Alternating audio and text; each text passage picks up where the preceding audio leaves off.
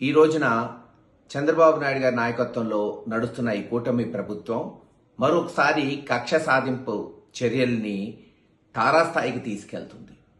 Parliament సభ్యుడు 3 సార్లు గెలిచిన మిథున్ రెడ్డి గారిని అక్రమంగా అరెస్ట్ చేసి, కేసులు పెట్టడమే కాదు అక్రమంగా అరెస్ట్ చేసి, ఎక్కడా లేని ఎటువంటి అపవాదు లేని లిక్కర్ స్కామ్ అని గత సంవత్సరం నుంచి అభూత కల్పన కల్పిస్తూ అధికారులను బెదిరిస్తూ వాళ్ళని సస్పెండ్ చేస్తాం, డిస్మిస్ చేస్తామని వాళ్ళ చేత ఇష్టం వచ్చిన అభియోగాలు నమోదు చేస్తూ ఇప్పటికే చూసాం. సీనియర్ ఆఫీసర్లు ధనంజయ రెడ్డి గారు లేదు కృష్ణమోహన్ రెడ్డి గారిని అరెస్ట్ చేశారు, అనేక మంది వ్యక్తుల్ని అరెస్ట్ చేశారు.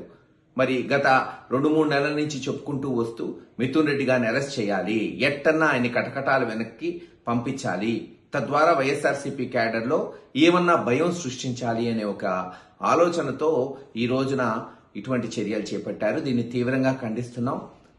కడిగిన ఆనిముత్యం లాగా బయటకు వస్తాడు మిథున్ రెడ్డి గారు ఖచ్చితంగా. ఎందుకంటే అక్కడ స్కామే లేదు, ఇదంతా అభూత కల్పనని కాలక్రమేణా ప్రజలకి తెలుస్తుంది. కేవలం తాము ఏ చర్యలు చేపట్టట్లేదు, ప్రజలకి మేలు చేయట్లేదు, ప్రజల్లో తిరుగుబాటు రాబోతుంది, జగన్మోహన్ రెడ్డి గారి సభలకి విపరీతంగా జనం వస్తున్నారని నాయకుల్ని బెదిరించడానికి ఈ రోజున మరోసారి మిథున్ రెడ్డి గారి అరెస్ట్ చేశారు. ఎవరు బెదిరేది లేదు, అందరూ ఐక్యమత్యతగా ఉంటాం.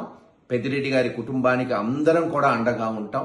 జగన్మోహన్ రెడ్డి గారి నుంచి మారుమూల కార్యకర్త వరకు ప్రతి ఒక్కళ్ళం కూడా రామచంద్రారెడ్డి గారికి కావచ్చు, మిథున్ రెడ్డి గారికి కావచ్చు, ఖచ్చితంగా అండగా నిలబడతాం. త్వరలో మిథున్ రెడ్డి గారి బయటకు వస్తాడు. కాలక్రమేణా మళ్లీ చిత్తూరు రాజకీయాల్లో చక్రం తిప్పి వచ్చే ఎన్నికల్లో అఖండ విజయాన్ని సాధిస్తారని తెలియజేస్తారు.